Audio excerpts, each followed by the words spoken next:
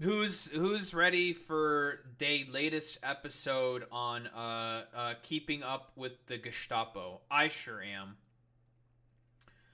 So, what? Fucking ICE agents snatch anti-Israel Colombia protester. That's very cool of you to say, New York Post. So, Mohsen Madawi, I think he was I think this was also like a some fucking psyop shit, right? He's a permanent resident, I think, of Vermont, who participated and helped organize in a lot of the, Palestinian protests. Uh, you know, anti-Israel, yeah, anti-Israel protests, pro-Palestine protests. Um, what is like on Columbia University, right? I don't know why I was just blanking there for a while. Just brain fog, I guess. So he helped organize a bunch of them. Him, Mahmoud Khalil. Also being detained by ICE. I think there's a document saying that he is going to be deported. I don't know if he's been deported yet. I'm not very sure, honestly. I think recently the courts got the documents from Marco Rubio saying that they can deport him, but they haven't deported him yet. Either way, should Mahmoud Khalil be deported? No, obviously not. Same here with Mohsen. Should he be deported? No. All he did was, again, even though he's a permanent resident, he's not an American citizen. Um, the constitutions and the rights that are enshrined in the Constitution, they are law of the land. If you are on the soil of the U.S., the laws and rights that are enshrined in the Constitution apply to everyone. Doesn't matter about like whatever distinctions of citizenship that they have, they still have, access to free speech, due process, shit like that. Obviously, we all know this. Um, but conservatives, yeah, I don't think they really, they don't give a shit about that. They actually hate that shit because they're freaks. So, I snatched up this protester when he was going to what he thought was a citizenship application because he's applying to be a citizen, a naturalized citizen, within the U.S. But it turns out it was a bunch of fake bullshit, and ICE were there to fucking to catch him. Really, to catch? Is it really safe to say to catch? More like just a fucking black bag. And let's be honest, they had a bunch of like unmarked, like plainclothes fucking officers yet again, because again, is what ICE doing fucking legal? Not really. Let's be honest here. So they have to fucking do all the secret police bullshit because fascism. But honestly, let's see. Well, here's the real reason why he probably got fucking nabbed. This is why. This is the student ICE picked up at his citizenship interview because that's why he was there. I think it was on the university campus, right? I don't remember 100% what it is, but yeah. The freedom for fight of Palestine and the fight against anti-Semitism go hand in hand because injustice anywhere is a threat to justice everywhere. So true, based king Mohsen Madawi. He's real and correct for that one. But just because of this, by the way, funnily enough, like literally since the Trump administration are filled with like complete losers and fucking babies, um, they're trying to like fucking, uh, you know, I think they're trying to sue CBS and 60 Minutes because 60 Minutes has been airing like a lot of anti-Trump stuff. Like truly, like these people are just like the complete fraud, authoritarian babies that they are. Like, listen, hey conservatives, wait, I thought we cared about fucking free speech. Yeah, well, what's going on, buddy? Well, what's up? I guess we don't actually really care about free speech. Who would have thought that was just complete fucking bullshit from conservatives to begin with? But yeah, why don't we take a look at this? Why don't we take a look at this? What was your initial reaction when you heard about the Hamas attack on October 7th? I could not believe what my eyes were seeing. where I see Hamas members getting into settlements and so on. But also the first moment I saw that, I put my hand on my heart. Wait, hold on. Wait, hey Zionists. I thought every like fucking Palestinian, like every supporter of Palestine are like, you know, they want to just murder Jews. What's happening?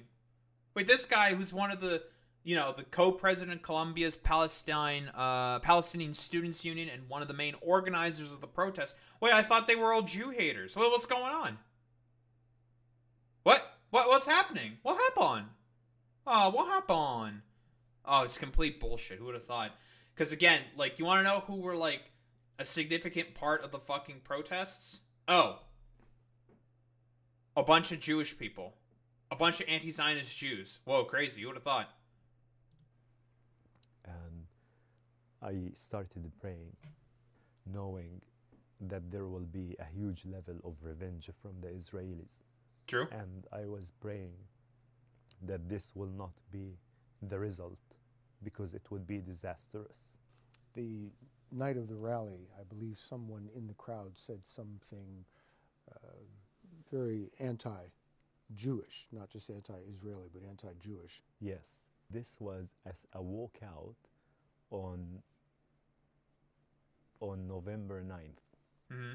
And a person who is not affiliated with Colombia, we've never seen him, we don't know who is this guy, comes down the stairs yelling, "Death to Jews." So, as we all know, and this is very fucking commonplace amongst, very,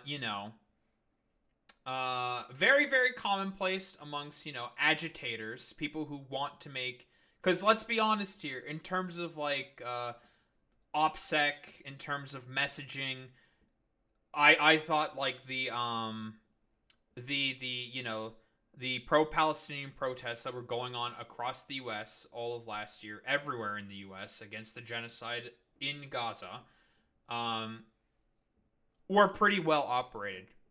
Generally speaking, messaging was pretty fucking clear.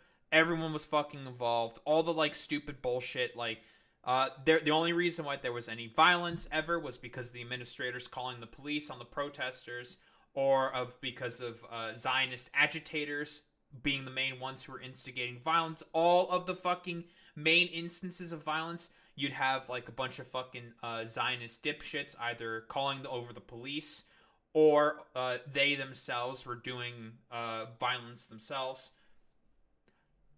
Whereas, like I said before, you want to know what was going on, generally speaking, in most of those fucking protests? I'm not even going to say most. In, like, all of those protests. It was fucking drum circles and a bunch of fucking university kids fucking smoking some weed. Whoa, those are some real violent fucking protests, dude. Whoa, crazy. And most of the people who were participating, specifically in Colombia, of course, a lot of them were Jews. That pokes a few holes in the sort of like dumb fuck idiot narrative that these dumbasses fucking sort of like conjure up in terms of these anti-Zionist protests, actually they're just anti-Jewish. Honestly, like I said before, if you do the whole conflation of Zionism and Judaism fucking thing, you yourself are an anti-Semite. Not every single Jew is put in the box of Zionism. A lot of Jews, broadly speaking, are anti-Zionists themselves. They don't fucking agree with this, especially in the West. Like, come on, this is like level 1 fucking shit. But they're all Jew haters. Of course they are. Yeah. We're just gonna go with that because again, we just want to run cover for a fucking genocide. That's the point. And this was in December 6th, so this would have been about 2 months after October 7th happened? I was shocked, and I walked directly to the person, and I told him, "You don't represent us, because this is not something that we agree with." True. And directly what I've done, I took the megaphone, and I gave a speech, and I said, "We here are conscious, educated students, and we know how to separate right from wrong. And what this guy has said is wrong. what this guy has said is clearly anti-Semitic True. against Jews. Anti-Semitic. To be anti-Semitic is unjust, True. is unjust. And the True. fight He's spitting. for the freedom of Palestine and the fight against anti-Semitism go hand in hand, because injustice anywhere is a threat to justice everywhere. He's spitting with that one, to be honest. And these are like broad like teachings that are what they are taught in the Torah themselves, in the Torah itself. So don't like listen. When people say that Zionism is like a complete just perversion of like what Jewish people think, like this is what people mean. Like it is just a complete perversion. It's a colonialist, nationalistic fucking movement that is built inherently on the idea of fucking genocide. That's it. That's all that it is. It's complete fucking bunk and nonsense. So never fall for like stupid dipshits like from the right wing or like fucking liberals saying like, well, clearly all the Columbia protesters are anti-Semitic. No, they're not. There's just no evidence to say that that's the case. Oh, what about like all the Jewish students that were being blocked from going to particular facilities? That was also just complete fucking bullshit fabrication. Just wasn't a thing. Just didn't happen. And all the violence again in the protests that did happen, you know, who caused them first? Oh, it was the administration calling in the police and agitators. Constant fucking agitators. I wouldn't be surprised, honestly, if the fucking dude who said death to Jews was like some fucking dumb fuck like lefty. Maybe. No evidence of that, obviously. Because there are some lefties who are stupid like that. But those guys aren't actual representatives of the fucking movement. They're not. They're worthless. They're stupid LARPers. And no one fucking likes those guys anyways, okay? But more than likely, it was an agitator to try to make the fucking protesters look as bad as possible because they were successful in helping turn public opinion against Israel. Like, let's be honest here. What, like, U.S. public opinion on Israel. I know that this has been turning. Not in Israel's favor. It's making Israel look really bad.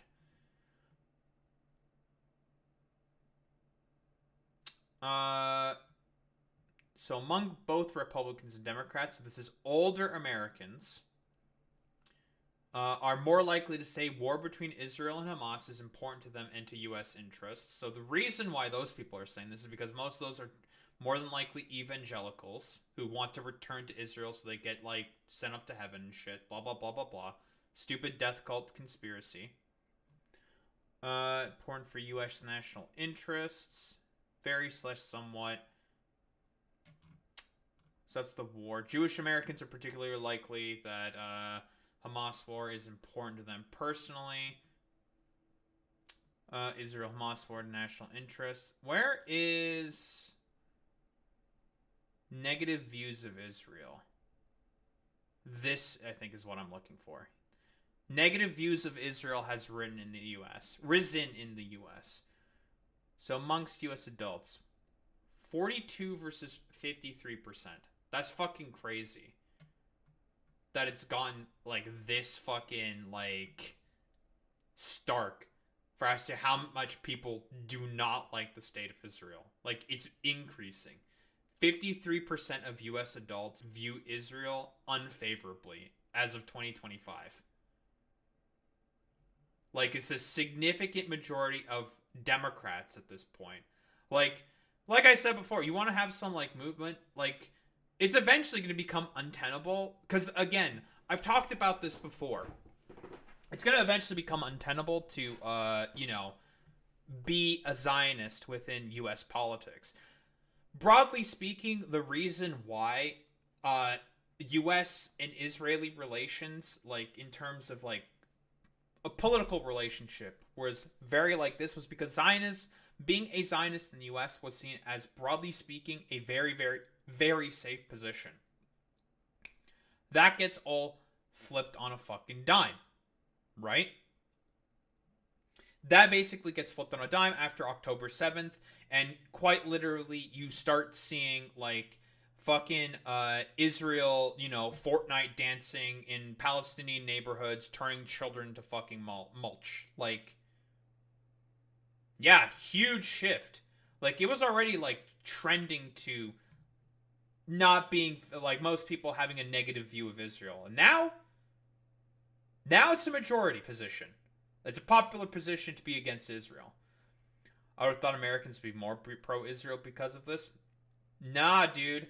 Like, people are like, it's so stark and bad because like Israel decided to go fucking full. The IDF decided to go full schizo and was just like, we're just gonna post all of our war crimes, turning Palestinians into mulch because fuck you.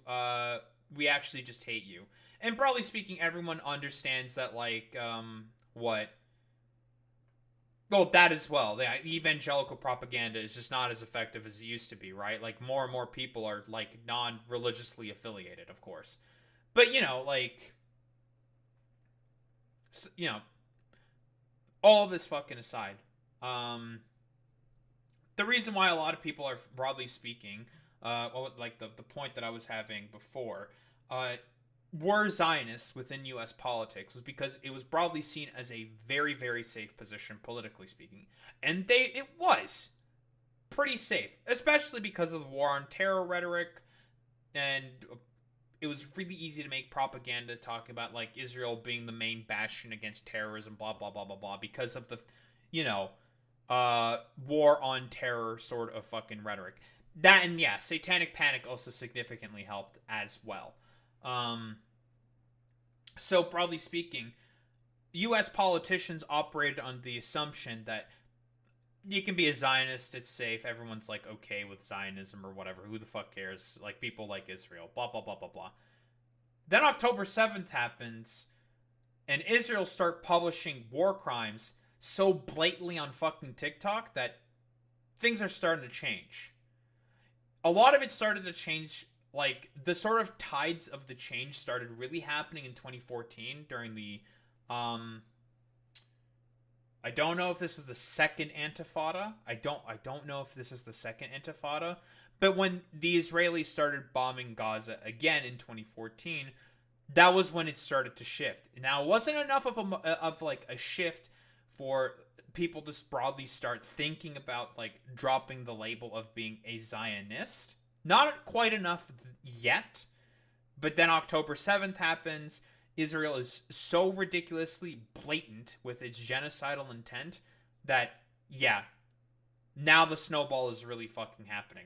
The question then becomes is, like, seeing statistics like this, are U.S. politicians going to make, like, a sort of, like, change or, like, really, really change their tune when it comes to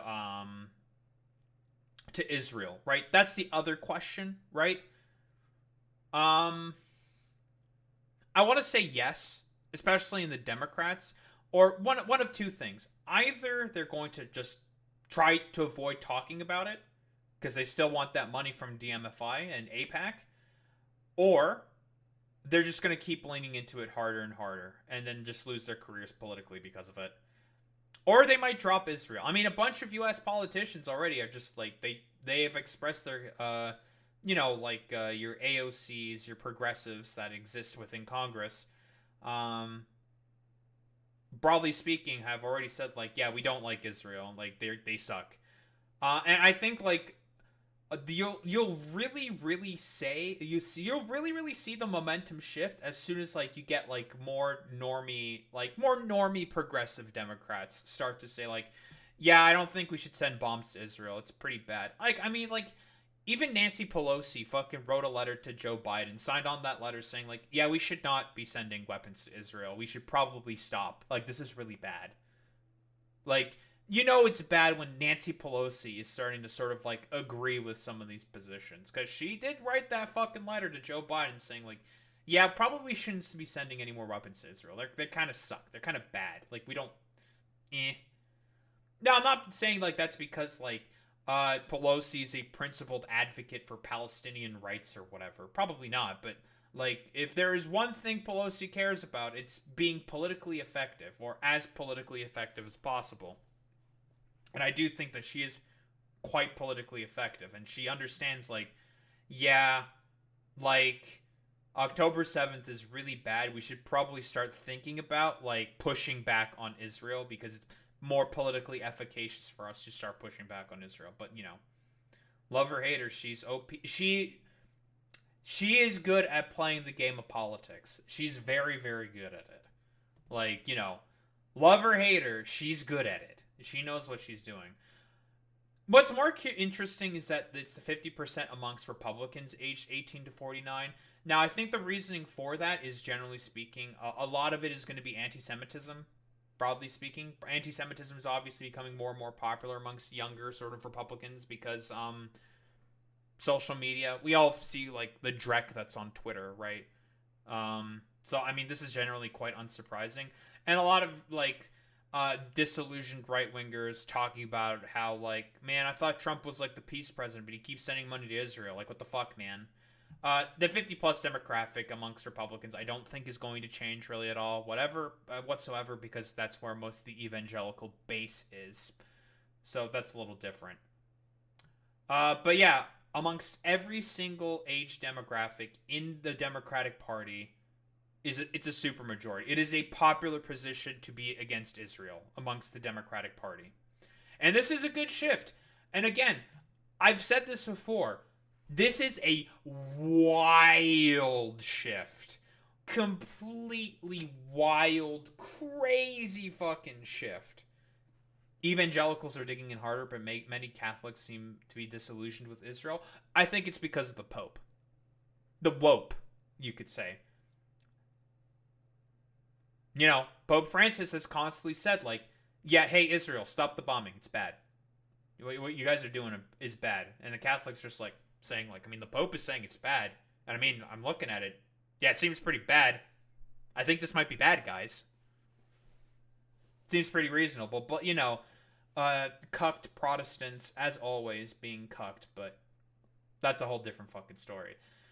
So yeah, like I said before, the Overton window has been a fucking huge, massive shift on this sort of window, on this issue. I've talked about this before. I'm not going to be really surprised if it takes, like, because politicians are slow creatures. They take a long time to adapt to anything, obviously. So, like, okay, this has been, like, a giant fucking tangent as to, like, sort of talking about the sort of, like, main issue.